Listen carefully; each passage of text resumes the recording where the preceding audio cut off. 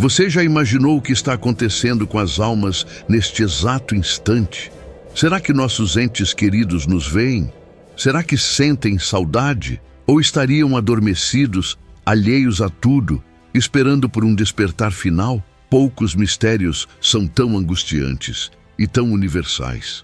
A morte provoca silêncio nos lábios, mas grita na alma. Queremos saber, a consciência termina com o último suspiro ou permanece em outra forma, além do tempo? A verdade é que a Bíblia não nos deixou no escuro. Entre os relatos dos profetas e as palavras do próprio Cristo, há uma revelação que muitos ignoram. O estado das almas não é um abismo insondável, mas um ponto de encontro entre justiça, misericórdia e promessa eterna. Neste vídeo, vamos mergulhar nas Escrituras como quem busca fogo no meio da noite. Você verá que há propósito até na espera invisível entre a morte e a ressurreição. E ao final, uma esperança brilhará, maior que o medo, mais real que a morte. Bem-vindo ao canal Histórias do Sagrado. Inscreva-se agora para não perder as próximas revelações. A cova ainda estava aberta quando a chuva começou a cair. Não era só o céu que chorava. Havia uma mãe de olhos secos, paralisada, olhando para o vazio. Ela não dizia nada, apenas fitava o caixão, como quem tentava enxergar o invisível. Uma pergunta pulsava no silêncio ao redor. Onde ele está agora? Essa é a pergunta que atravessa séculos, línguas e religiões. Desde o primeiro funeral humano, quando o corpo de Abel foi lançado ao solo, essa dúvida se arrasta como sombra sobre a alma humana. O que acontece quando o coração para? Aonde vai quem partiu? E o que está fazendo agora? Fugimos dessa pergunta com compromissos, distrações, teorias, mas ela nos espera no fundo do travesseiro. O corpo se cala, mas o mistério continua gritando. Cada cultura criou suas próprias imagens, campos de paz, barqueiros, labirintos, reencarnações, espíritos vagando. Porém, se queremos a verdade, sem lenda, sem invenção, precisamos abrir outro livro, a Escritura Sagrada, porque a Bíblia não silencia diante da morte. Ela a encara como inimiga, sim, mas também como porta, e não uma porta cega, mas uma passagem vigiada pelo próprio Deus. Desde o Gênesis, vemos a ruptura. No Éden, Adão e Eva caminhavam com Deus. Não havia separação.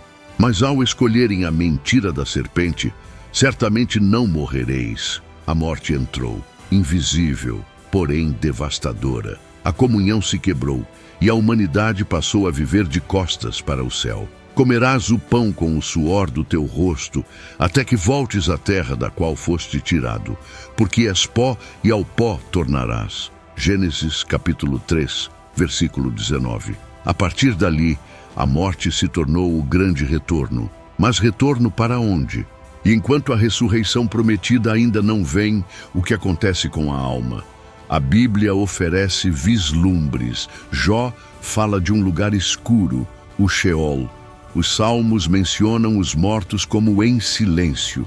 Eclesiastes chega a dizer que os mortos nada sabem e não têm mais parte alguma no que se faz debaixo do sol.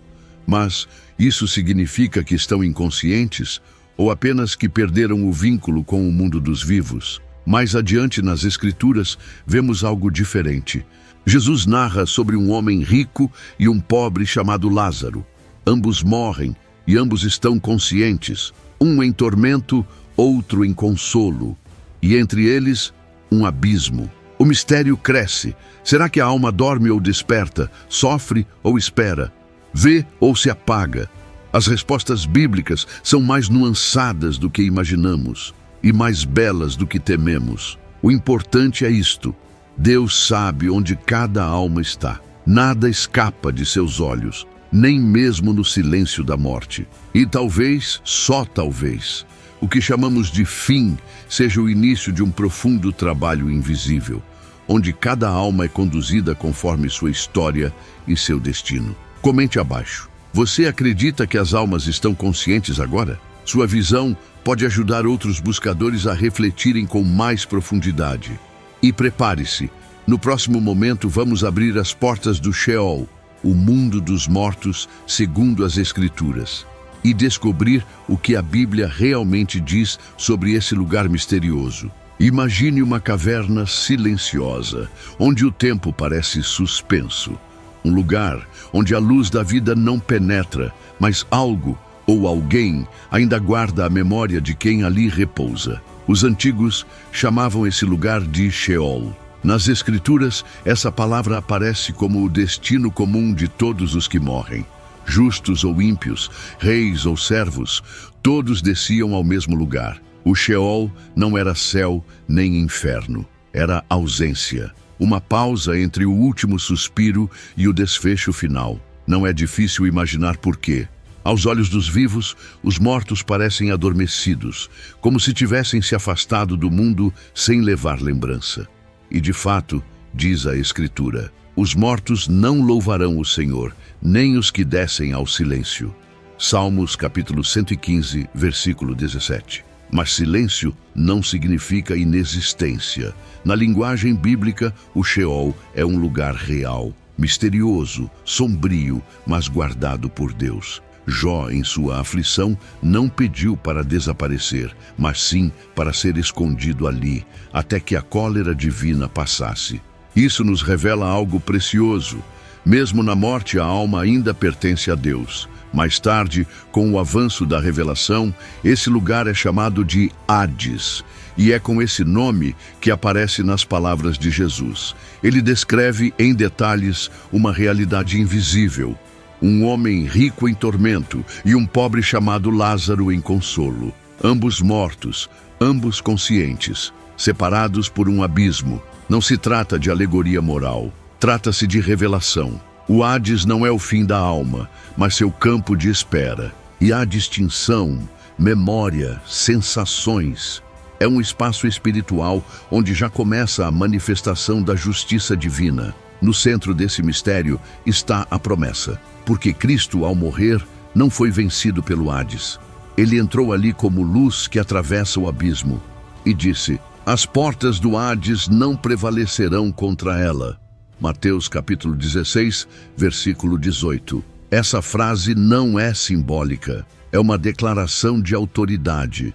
Significa que nem mesmo a morte pode fechar suas portas contra os filhos da promessa. O Hades pode ser real, mas não é eterno para aqueles que estão em Cristo. Na tradição católica, o Sábado Santo é o dia em que Cristo desce aos infernos. Não o inferno da condenação, mas o Hades, o Sheol. Ali ele anuncia a vitória. Ali ele visita os que o esperavam. Portanto, o estado dos mortos não é um esquecimento. É um silêncio cheio de expectativa. É como o momento em que o grão de trigo cai na terra. Aos olhos humanos, parece morto. Mas algo está germinando no segredo da escuridão. Nada está perdido. Nenhuma alma está fora do alcance de Deus. Mesmo na pausa mais profunda, ele ainda escreve a história. O céu estava escuro e não era apenas por causa das nuvens. Naquele dia, até o sol pareceu esconder o rosto. 3 homens pendiam do madeiro, mas apenas um carregava o peso do mundo. À sua direita, um homem condenado. À sua esquerda, outro. Ambos em agonia, ambos na beira do abismo. Mas entre eles, a própria vida, prestes a ser imolada. O que se seguiu ali não foi apenas um diálogo, foi um encontro eterno entre a miséria e a misericórdia. Enquanto um dos ladrões zombava, o outro olhou para Jesus. Seus olhos já não pediam alívio do corpo, eles buscavam algo mais profundo. E então ele disse: Senhor, lembra-te de mim quando entrares no teu reino. Lucas capítulo 23, versículo 42. Naquela frase havia fé, mesmo diante da morte. Havia esperança, mesmo entre o sangue e os pregos. E havia um reconhecimento. Esse homem crucificado é rei. A resposta de Jesus rasgou os céus. Em verdade te digo, hoje estarás comigo no paraíso. Lucas capítulo 23, versículo 43. Essas palavras são como uma chama eterna. Elas não foram dirigidas a um apóstolo, nem a um homem justo, mas a um criminoso, quebrado, derrotado. E ainda assim, naquele instante, algo aconteceu com sua alma. Não há simbolismo aqui. Jesus não diz um dia ou em algum tempo futuro. Ele diz hoje. Como entender isso se os corpos ainda estavam ali, agonizando? Se a ressurreição final ainda não havia acontecido? Esse hoje não pertence ao relógio humano. Ele pertence ao tempo de Deus, aquele onde o eterno toca o instante. É como se Jesus dissesse: quando seus olhos se fecharem aqui, abrir-se-ão comigo em outro lugar. E nesse lugar haverá paz. A palavra paraíso evoca o Éden perdido. Não é apenas consolo, é restauração. O ladrão que perdeu tudo recupera ali, aos pés da cruz, aquilo que Adão havia deixado para trás, a comunhão com Deus. E isso nos ensina algo poderoso sobre o que acontece com as almas. A morte não apaga a consciência. Ela apenas a transporta para um novo plano, onde o espírito encontra o destino que o coração escolheu em vida. A promessa de Cristo ao ladrão revela que há presença, há companhia. Estarás comigo, ele diz. O que transforma a morte não é a ausência de dor, é a presença de Deus. A cruz daquele ladrão se tornou um trono, não porque sua dor cessou, mas porque seu espírito foi tocado pela luz. Há muitos que diante da morte sentem-se como ele, culpados, esquecidos, sem tempo para recomeçar. Mas a misericórdia de Deus não se mede por anos vividos, e sim por segundos de verdade. Naquele instante, o ladrão encontrou o eterno, e sua alma vive até hoje. A resposta de Jesus continua ecoando entre nós.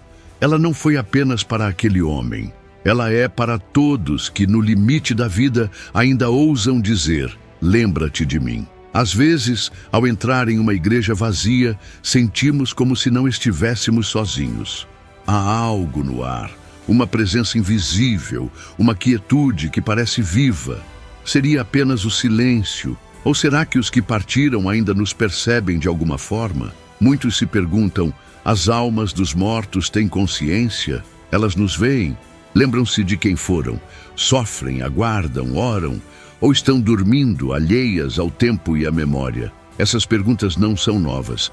A dor da separação empurra o coração humano para os limites do invisível. E a Bíblia, longe de silenciar, oferece cenas que nos tocam como lampejos entre véus. Jesus contou certa vez uma história. Um homem rico, vestido de púrpura, vivia em festas e abundância. À sua porta, um mendigo coberto de chagas esperava migalhas. Ambos morreram. Mas ao contrário do que muitos imaginam, aquilo não foi o fim, foi o começo de uma revelação.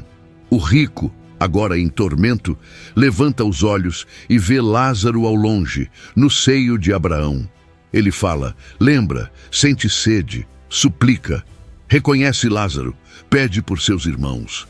Ele não está apagado. Está consciente. Essa narrativa de Jesus, registrada por São Lucas, não é metáfora moral. Ela retrata uma realidade espiritual com clareza. Há memória após a morte. Há identidade. Há um eu que permanece e que carrega consigo tanto a lembrança quanto as consequências da vida. Filho, lembra-te de que recebeste os teus bens em vida. Lucas, capítulo 16, versículo 25. Essa frase dita a ele no além revela mais do que dor. Revela que a alma não perde a noção de sua história e, mais ainda, carrega um senso de justiça. Essa consciência pode ser motivo de consolo ou de inquietação. Santos e místicos da tradição cristã afirmam que, ao morrer, a alma contempla a própria vida como num espelho sem distorção. Vê os frutos e as faltas, lembra-se das oportunidades e percebe o amor de Deus que muitas vezes ignorou. São Tomás de Aquino ensinava que a alma humana, sendo espiritual, não depende do corpo para conhecer ou amar. Ao separar-se da carne, ela não se dissolve, ela permanece viva, mais livre, mais lúcida. Mas essa lucidez pode ser ferida, porque privada do corpo, a alma já não pode agir neste mundo, não pode mais refazer caminhos, nem tocar os vivos, ela só pode esperar. E esperar não é o mesmo que dormir.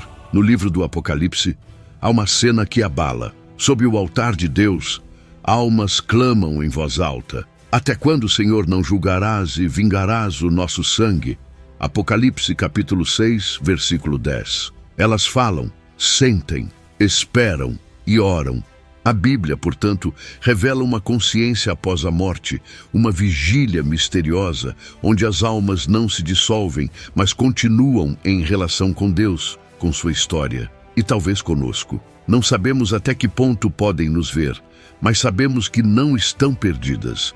Estão nas mãos de Deus, e Ele não se esquece de nenhum de seus filhos. E se é verdade que as almas têm memória, talvez também tenham saudade. O solo parece adormecido nos cemitérios, como se ali houvesse apenas silêncio. Mas a Escritura afirma algo surpreendente. A terra guarda sementes, não de árvores, mas de corpos que um dia voltarão a florescer. A promessa da ressurreição não é um consolo simbólico.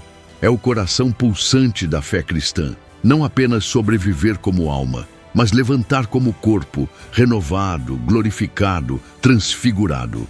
Essa é a esperança que atravessa toda a Escritura como fio de ouro invisível. Já no livro de Daniel, lemos: muitos dos que dormem no pó da terra despertarão, uns para a vida eterna, outros para a vergonha e o horror eterno. Daniel capítulo 12, versículo 2. A metáfora do sono é precisa. O corpo repousa, mas a história ainda não terminou.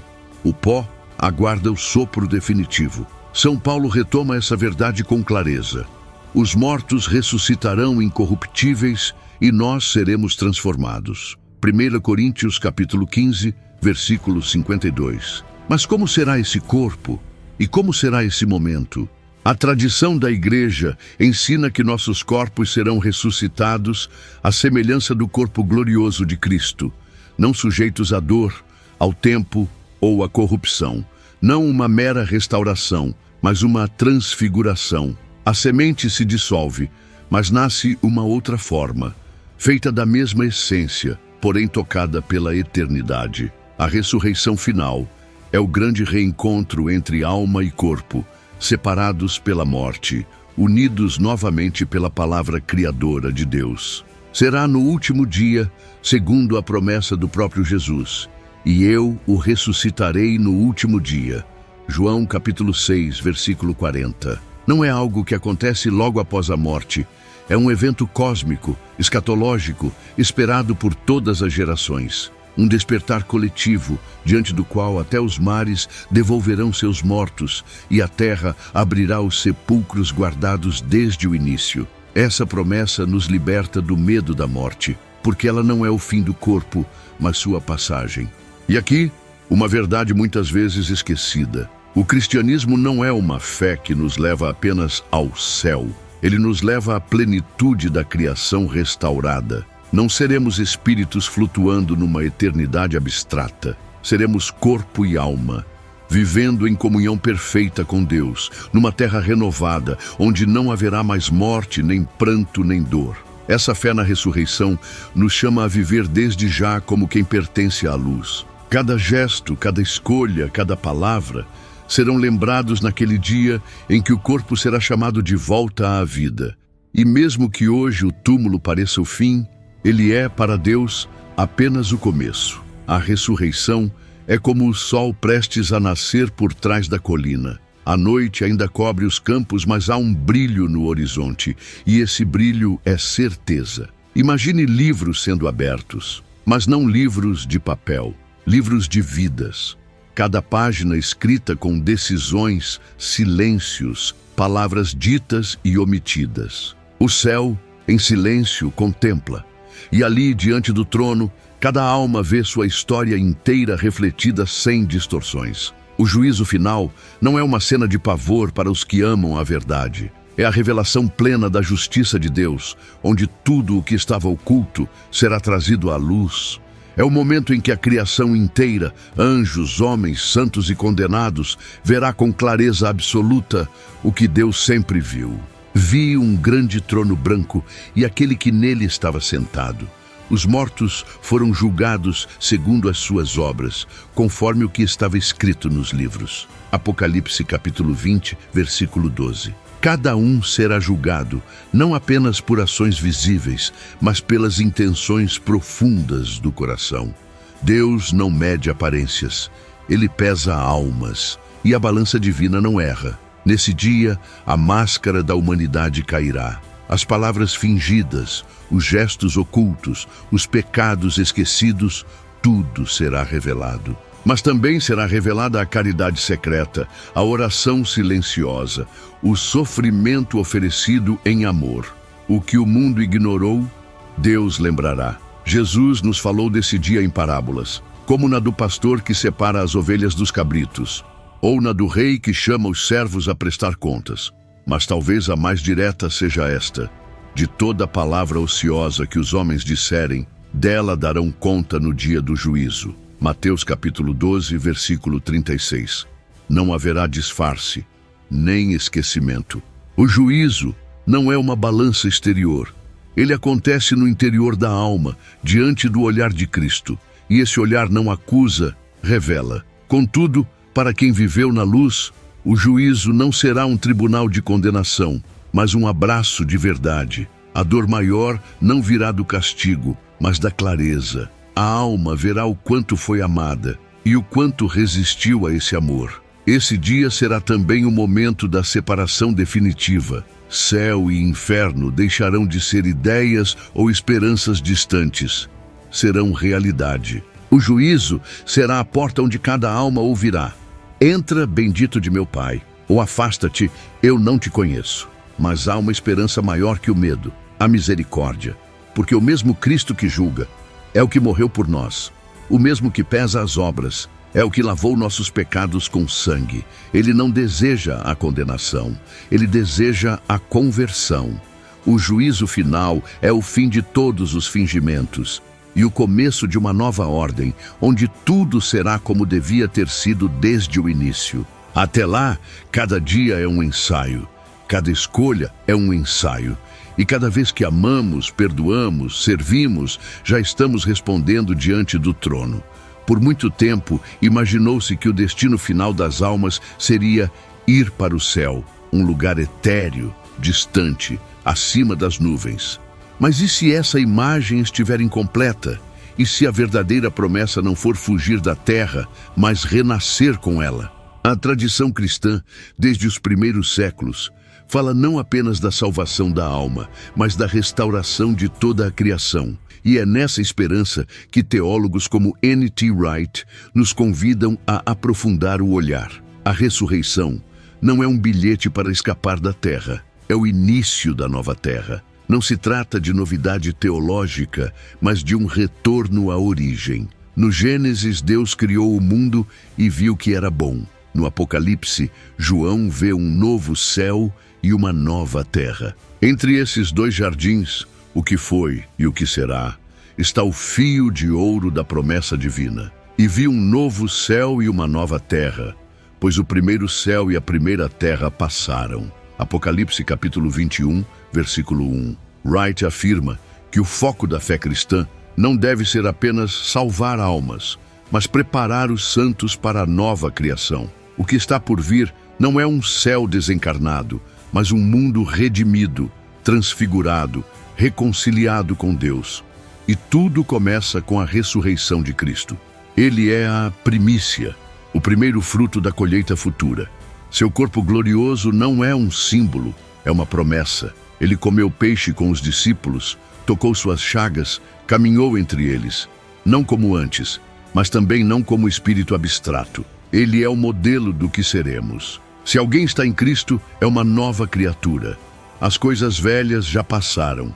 Eis que tudo se fez novo. 2 Coríntios capítulo 5, versículo 17. A esperança cristã, portanto, não é de fuga, é de transformação. Não seremos arrancados da terra. A terra será purificada. Não nos tornaremos anjos sem corpo, mas homens e mulheres ressuscitados, vivendo em plenitude, reconciliados com Deus, com os outros e com a criação. A visão de Wright ilumina um detalhe muitas vezes esquecido.